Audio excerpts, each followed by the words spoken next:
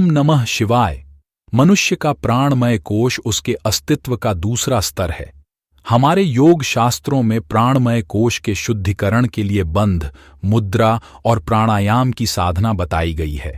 हमारे योग शास्त्रों में 96 प्राणायाम और 25 मुद्राओं का वर्णन मिलता है, परंतु उन सब का वर्णन करना यहाँ उचित नहीं है।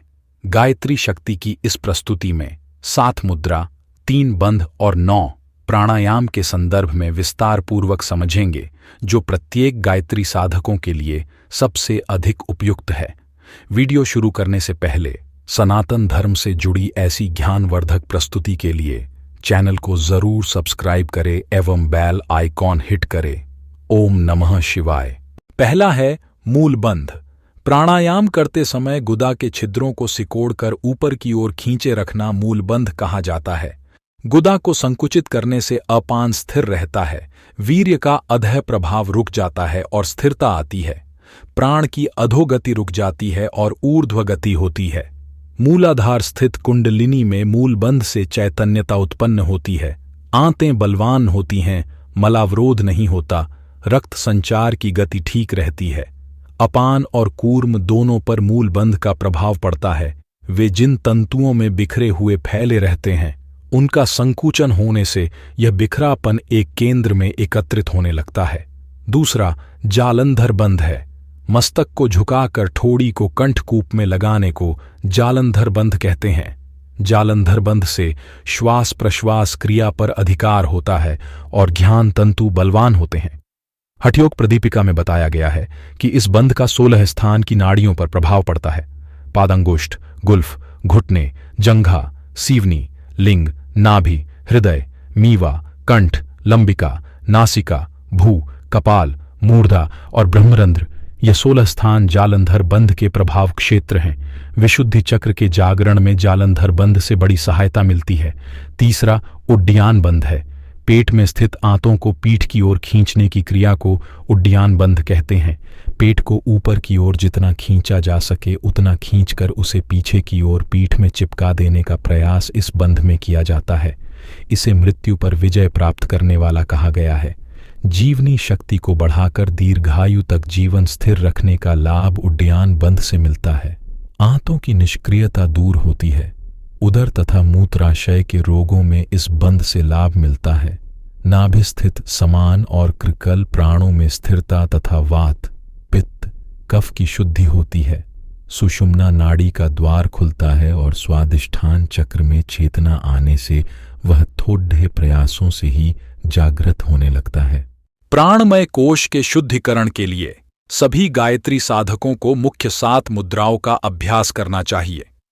इन 7 मुद्राओं में से योनि मुद्रा और शांभवी मुद्रा का विस्तृत वर्णन हमारी इस प्रस्तुति में किया गया है, इसलिए यहां शेष 5 मुद्राओं के संदर्भ में जानेंगे।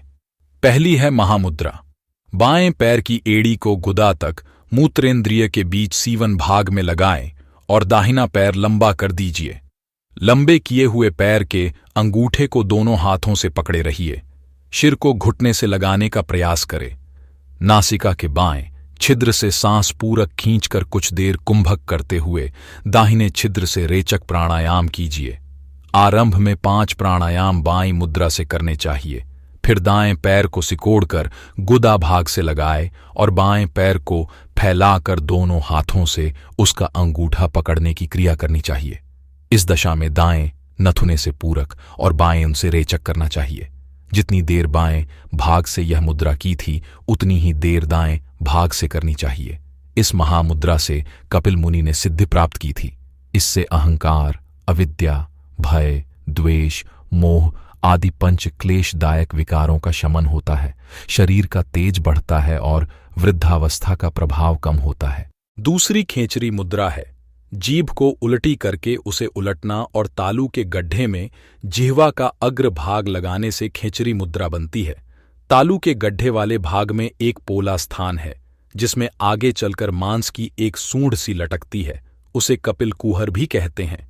यही स्थान जिह्वा के अग्रभाग को लगाने का होता है। प्राचीन काल में जिह्वा को लंबी करने के लिए कुछ ऐसे उपाय किए जाते थे जो वर्तमान परिस्थिति में आवश्यक नहीं हैं। जिह्वा को इस तरह दुहना जैसे पशु के थन को दुहते हैं। जिह्वा को शहद, काली मिर्च आदि से सहलाते हुए आगे की ओर खींचना। जीभ के नीचे नाड़ी तंतुओं को काट देना, लोहे की शलाका में दबा दबा कर जीभ बढ़ाना आदि क्रिया ज्ञान की वर्तमान स्थिति के अनुरूप नहीं है। जैसे अब प्राचीन काल की भांति हजारों वर्ष तक निराहार तप कोई नहीं कर सकता, वैसे ही खेचरी मुद्रा के लिए जिह्वा बढ़ाने के कष्ट साध्य उपाय भी अब वर्तमान परिस्थितियों के अनुरूप नहीं है। काली मिर्च और शहद की जिह्वा पर हल्की मालिश कर देने से वहां के तंतुओं में उत्तेजना आ जाती है और उसे पीछे की ओर लौटने में सहायता मिलती है। इस रीति से जिह्वा के अग्रभाग को तालु गह्वर में लगाने का प्रयत्न करना चाहिए। जिह्वा धीरे धीरे चलती रहे, जिसमें तालु गह्वर की हल्की मालिश होती रहे। दृष्टि भूमध्य भाग में रखनी चाहिए। खेचरी मुद्रा से कपाल गह्वर में होकर प्राण शक्ति का संचार होने लगता है और सहस्त्रदल कमल में अवस्थित अमृत जागृत होने लगता है। प्राण की ऊर्ध्वगति हो जाने से मृत्यु काल में जीव ब्रह्मरंध्र में होकर ही प्रयाण करता है, इसलिए उसे मुक्ति या सद्गति प्राप्त होती है। गुदा आदि अधो मार्गों से जिनका प्राण निकलता है वह नरकगामी तथा मुख, नाक, कान से प्राण छोड़ने वाला मृत्युलोक में भ्रमण करता है, परंतु जिसका जीव ब्रह्मरंध्र में होकर जाएगा वह अवश्य ही सद्गति को प्राप्त करेगा। खेचरी मुद्रा द्वारा ब्रह्मांड स्थित शेषशायी सहस्रदल निवासी परमात्मा से साक्षात्कार होता है। यह मुद्रा बड़ी ही महत्वपूर्ण है। तीसरी विपरीत करणी मुद्रा है। मस्तक को जमीन पर रखकर दोनों हाथों को उसके समीप रखना और पैरों को सीधे ऊपर की ओर उल्टे करना, इसे विपरीत करणी मुद्रा कहते हैं। शीर्षासन भी इसी का नाम है। शेर का नीचा और पैर का ऊपर होना इसका प्रधान लक्षण है। तालु के मूल से चंद्र नाड़ी और नाभि के मूल से सूर्य नाड़ी निकलती है। इन दोनों के उद्गम स्थान विपरीत करणी मुद्रा द्वारा संबंधित हो जाते हैं। ऋण प्राण और धन प्राण का इस मुद्रा द्वारा एकीकरण होता है, जिससे मस्तिष्क को बल मिलता है। चौथी अगोचरी मुद्रा है। मन को रोककर नासिका के अग्रभाग रोकना ही अगोचरी मुद्रा है। पांचवी भूचरी मुद्रा है। नासिका से 4 अंगुल आगे के शून्य स्थान पर दोनों की दृष्टि नेत्रों को एक बिंदु पर केंद्रित करना। इसके अतिरिक्त नभो मुद्रा, महाबंध शक्तिचालिनी मुद्रा, ताड़गी, मांडवी अधोधारण, आंभसी, वैश्वानरी, वायवी, नभोधारणा, अश्वनी, पाशनी, काकी, मातंगी, भुंजगिनी आदि 25 मुद्राओं का घेरंड संहिता में सविस्तार वर्णन है, परंतु प्राणमय कोश के अनावरण में जिन मुद्राओं का प्रमुख कार्य है उन 7 का वर्णन यहाँ किया गया है। गायत्री शक्ति की आने वाली प्रस्तुति में हमारे शास्त्रों में वर्णित छन्नादी प्राणायामों में से 9 सबसे शक्तिशाली प्राणायामों की विधि समझेंगे। ओम नमः शिवाय।